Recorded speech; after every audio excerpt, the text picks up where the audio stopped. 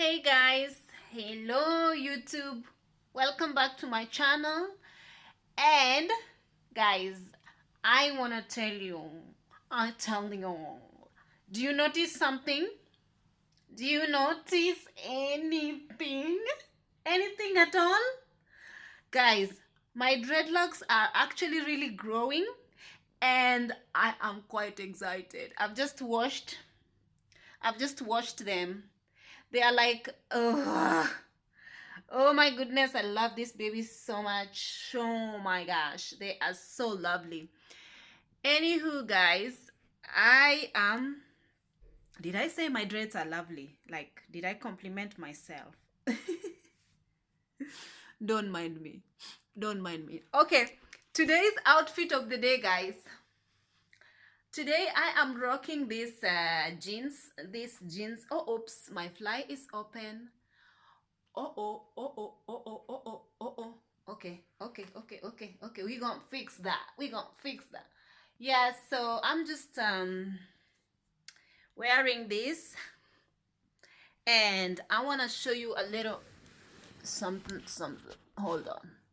Guys, I'm getting a little thick. Look.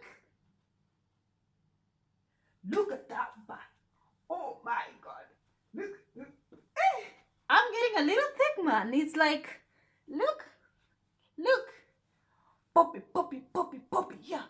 Hey, act a fool, yeah. Hey, poppy. Oh my god. What am I doing?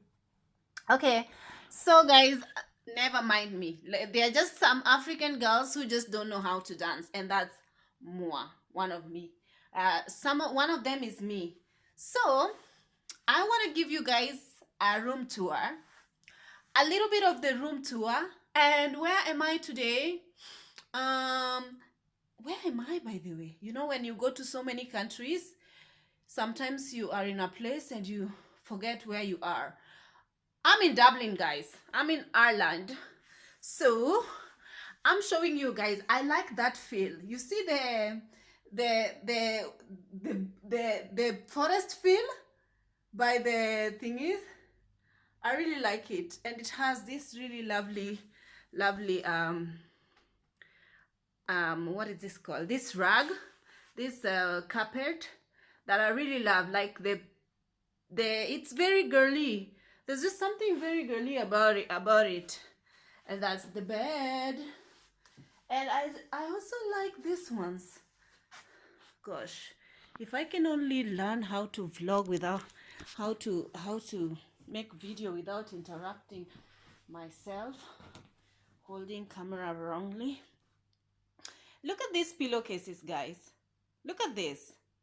Isn't that lovely? Like a pink butterfly. Like, that is so beautiful. And that's silver. That is so nice. This is the first time I'm staying in this hotel. I'm not saying the name. They ain't paying me for nothing. So I'm not saying the name. So yeah, guys, I'm here only for overnight. So I thought, let me come back to my YouTube channel and just speak to my Zoom. Speak to my people. Today we are going to talk about anything in particular, anything that is gonna come into. I'm trying to fix this thing and sit down, and put my camera properly and just sit down. So I have a little table here that they just put water in a magazine, and so let's sit here and make a video. Somebody in the last video that I made, somebody complained that instead of, oh my god, I'm looking for my somebody complained, and somebody was saying that instead of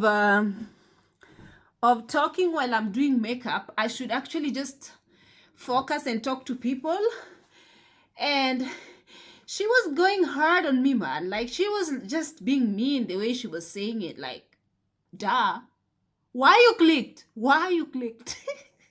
Guys, like, anyway, I had her complain, and I said I'm gonna try. But when I have to do my makeup, I have to do my makeup. Like, you're listening to what I'm saying, you're not looking at me. Like, duh. Like, I don't get why people just get offended on YouTube. Why are you getting just offended over things that are just like, yeah, there are so many things that are happening in the world now. Why should my video be, why are you offended? Who hurt you? Like, just chill, guys. Like, sometimes when you want to do your makeup, you just want to do your makeup. Even if I'm doing my makeup talking to you guys, I want to do my makeup talking to you guys. So I just don't like these restrictions and condition with people who come into your videos. Okay, guys, enough of my ranting. Let me calm down and come back into this video. So, guys, thank you guys for clicking onto my video, and thank you for subscribing, and thank you for visiting. If you are a frequent visitor of my videos, thank you for visiting me again. And actually, guys, since the last time I made a video, I think you guys might have noticed. Have you noticed my hair has actually really grown? I think it has.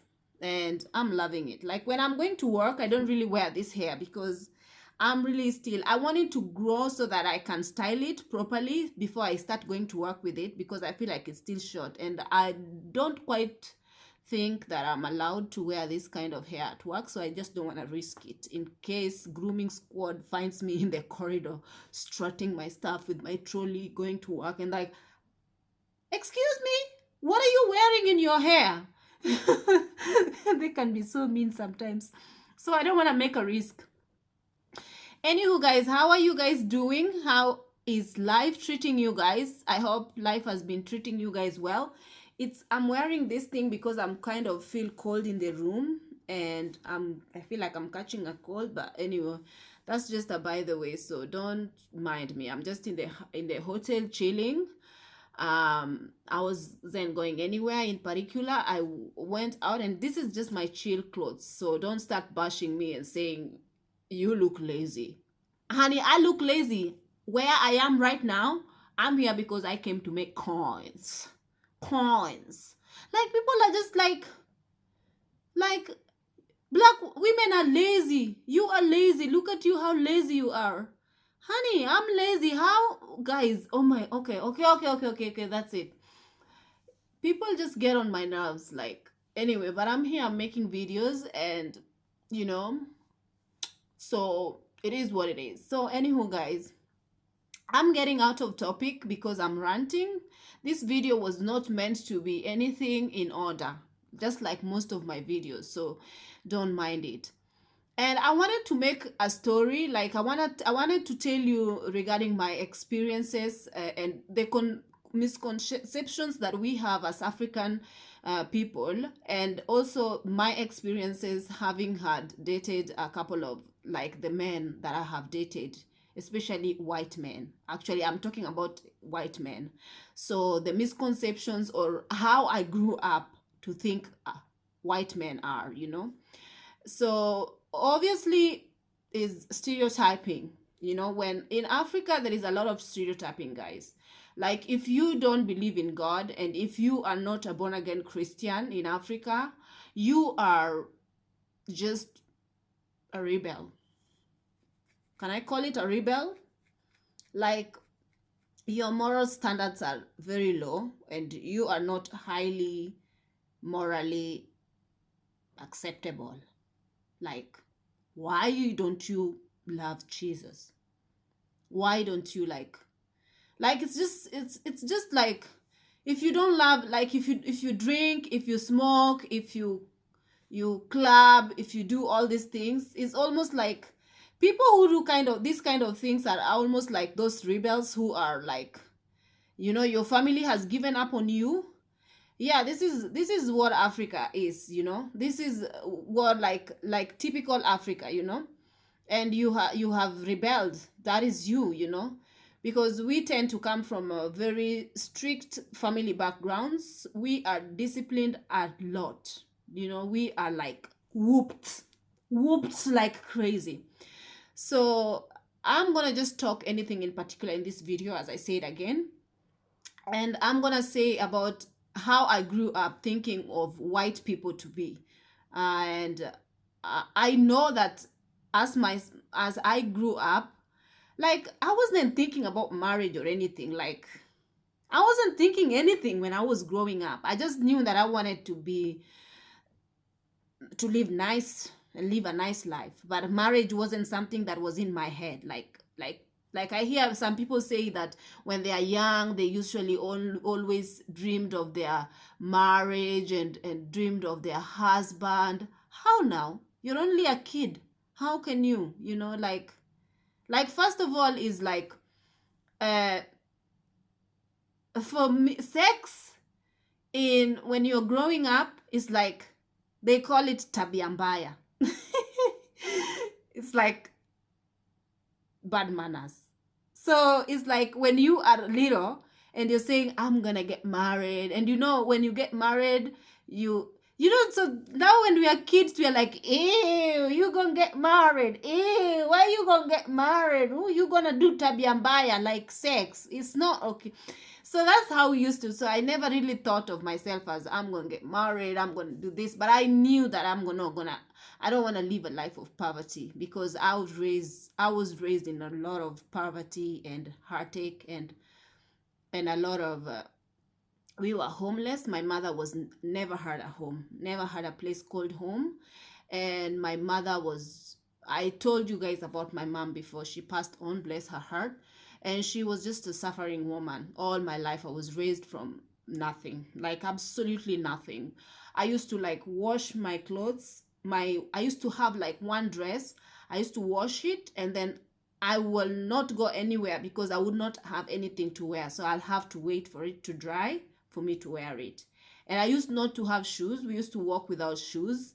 And we used to have no food. Like sometimes we used to just climb the tree and get cassava, or get like cassava, or what is it called, guava, and eat and drink water and go to sleep. Sometimes we just drank porridge, or sometimes nothing at all. So this is how I grew up, but I just knew that I didn't want to grow up. I didn't want to have this life no more. I didn't want to have this kind of life of suffering and all. And I just remember that we never had a close knit family, and we never, like, we were always scattered because my mom and dad didn't get along. So we were always like, we lived with people. So we were living with, sometimes I was taken to go and babysit for a few money to help my family. Sometimes I was not going to school until when I was like maybe 9 or 10. That is when I started first grade. That is when I started going to school. Like, it was really tough for us because my mom couldn't afford. So we were like working since we were really little to take care, to help my mom, and all. So when I grew up, I was like having really, really, like, one, I just knew that I didn't want to get involved, which whatever it was, whether it was, I didn't want to get involved with African men. You know why? Because I had said my reasons in my previous videos. I say that I've had really horrible experiences with African men that I have came in contact with. I'm sure there are nice African men out there, but just I'm not lucky enough, I would say, to have met somebody who was give me a good experience regarding them. So first I'd start with my own brother. My elder brother abused me physically. He beat me so bad when I was 16. So bad. Unbelievable, so bad. And the reason why he beat me was because it's a long story and I don't want this video to go on. They accused me. We were going to for drama festival, and they knew that I couldn't have money anywhere. So we had a woman come to our house, a stranger, asked my mom, like, it was raining a lot, and a stranger came for a sleepover, like was passing and just passed by our home and asked for a place to sleep for a night because it was raining so much.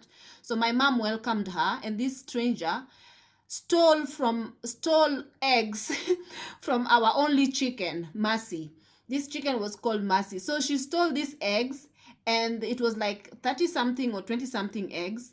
So when I had woken up and went to school, this woman had left, of course, and me, I had drama festival. So they accused me of stealing these eggs, and my mom didn't like to discipline me because I was a very sickly kid. So she was always like, you have to discipline her because it has to be her, because she's going for drama festival and she will need money, and first investigate, find out if she sold those eggs somewhere. So they were like, I stole the eggs to go and get money to go for a festival. I was never a thief. I never stole anything. But I don't know, just understand how they could think that I did that. And my brother beat me up so bad, unbelievable. We don't get along. Even until now, we don't get along. And so my brother beat me up a lot, and I was abused at 16 by him. And then my a relative, a guy, molested me, and then my dad abandoned us, and was always beating up my mom. And I watched my uncles cheating on their wives and bringing AIDS back home. 4 of my uncles died of AIDS. And I watched my sister raise her own kids by herself because the guy impregnated her and went off. And basically, I'm the one who raised those kids because my sister didn't have a job and I had to take those kids in. So I've raised them for over 10 years. That guy was nowhere to be seen. And I have a lot of friends who've also had these experiences. But I'm just saying that out of all these experiences that I've had, I just didn't want to get involved. So the misconceptions that we've had regarding the white men, even though I wanted to date interracially, but we had a lot of bad reputation about them because one, in Africa, everything that is bad, that is Tabi Mbaya, is known to have been brought up by the white men, are the ones who introduce black people, like Africans, to do these things, especially things that are done in pornography. These things, bestiality, like the people who sleep with animals, and like gayism, all these things. Like the African people are always feeling like, especially the ones in Africa who live in Africa, they always look at the white men as the ones who brought all these habits to the African community. Like they introduced these things. So it's like, and also when I was younger, I was always, every time I saw girls who are going out with white men, they were like those girls who are over the top, who like for example, the girls who are in the prostitution businesses, those are the ones who are like really going out with white men. And I saw myself and I was like, I'm a church girl. Like, how am I gonna get involved with these people? Yet they don't have they don't fear God, and most of them are not even born again. So I was like, they have this, because I had this in my head that this is how they are and how I've seen them. Most of them that come in Kenya only come to exploit black women, and all. And they go to the coast, and you see that the young girls are being exploited by them, and there is just a very bad misconception about them, especially if someone see me as a black woman going out with a white man. They always like, I wonder what she's doing with him. Like, these guys are very like nasty sexually. What is nasty to them sexually is anything that is not missionary position.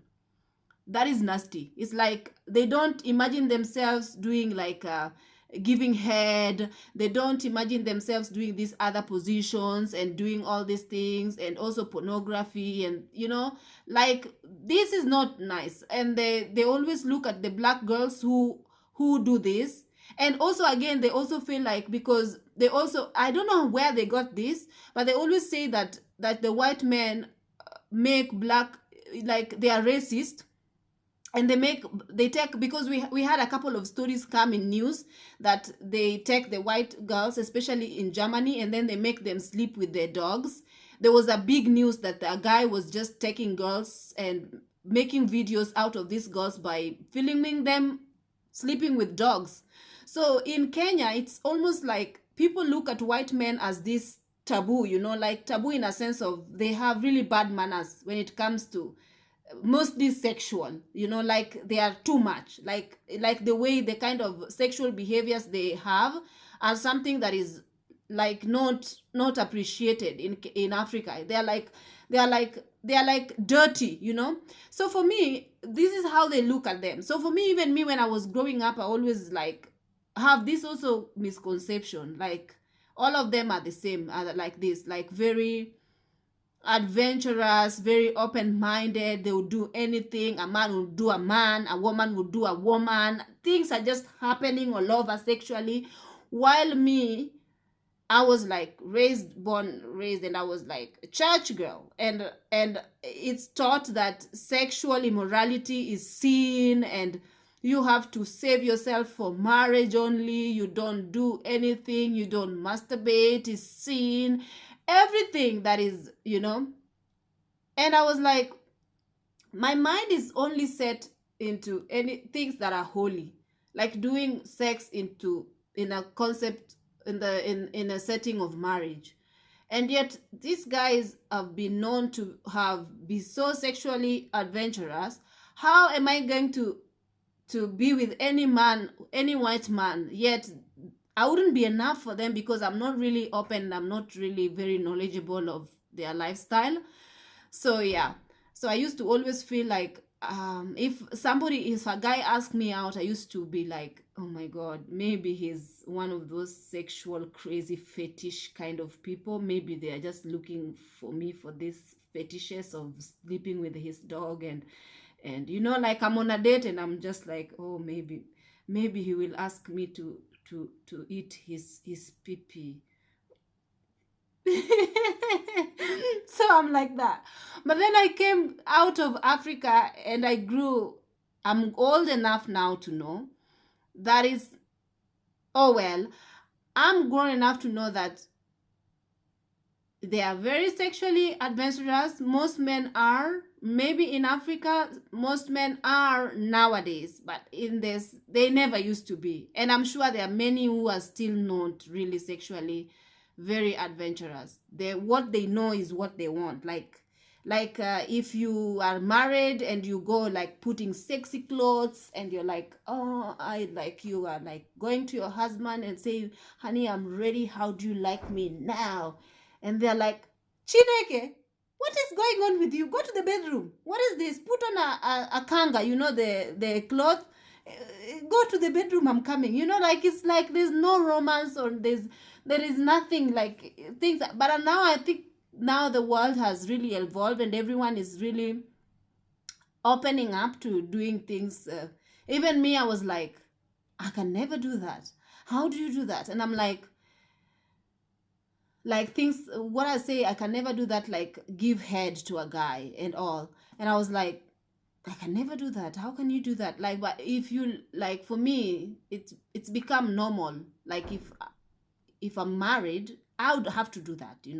I don't have a problem doing that. So it's like now I'm old enough to come to realize that it's per individual. Like, and especially a man will not force you to do something you're not comfortable in doing. So I was always thinking that I don't have chance with a white man, because I am this church girl who is holy, like in a sense of no sex before marriage, and I want sex in the context in the marriage only, and I want to try things with my husband. And I know, like, and I just want to be with my husband. That's all I want. I just want to be with my husband. Obviously, he's gonna be interracial, and he's gonna not be, because I don't desire somebody, like, I'm not into. I don't know how to say that. It's gonna sound weird, but yes, I am more attracted to the white guys than to the African guys. So don't judge me. Don't judge me. That's just me. I have my sexual preferences, okay? I'm sure even the black guys, they will not find, they don't like me. So why should I wait to be liked? I will also choose. I will also have my preference. Okay? So anywho, guys, this video is taking too long. I haven't even finished this topic. And anywho, coming to realize, a guy will not force you to do what you don't feel comfortable doing.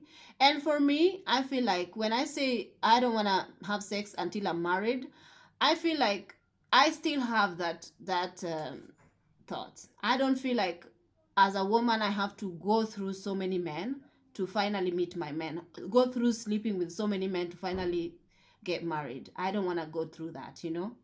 I just don't want to go through that. I know people will say, but how will you know, and how will you sexually be know, and how will you learn? I'm like, when I meet my husband, I will be comfortable enough to learn with him everything that I need to know. Like, I don't need to, you know, there is always a first time for everyone. But I just don't want to have so many men deposit their gene pool inside me. It is scientifically proved that every man that a woman sleeps with leave their gene inside this woman. So at one time, if you have a child, your child will not only have your husband's gene, the one that you finally get married to, but the child will end up having a gene of some of those men, or if most of those men that you've slept with. So this is scientifically proved. But anywho, guys, I am talking too much. I don't want to take this video too long. So guys, I know this video was all over the place, but I think that you try to get something that now that I was trying to say that yes, there are born again. I would like to get married to somebody who is born again, who loves the Lord, who loves Christ. I get discouraged every now and then, but guys, I just want to let you know, I used to really get discouraged and say nobody is born again in there are no white man loves the Lord. Like, all of them are their own gods. Nobody of them. But that is for another day, guys. But I am currently somebody who is born again. That is for another time. But yeah, he's born again and he loves the Lord, and we are looking into getting things going. Like, yeah, somebody is in the picture at the moment.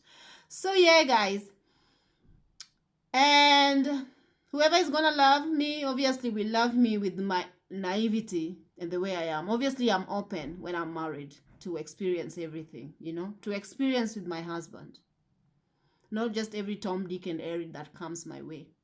No, you ain't getting my cookie. Who are you? Who have you been? Where have you been? Where have you been dipping it? Who are you? I've seen so many people die of AIDS in my family that I just want to close my legs. Guys, listen, I don't want this video to take too long. And if you like this video, kindly give it a thumbs up. And if you like more of my videos, please subscribe to my channel. I'm gonna be uploading videos now and then. So I hope you have a nice day, guys, and I hope to see you in my next one. Have a lovely day. Ciao.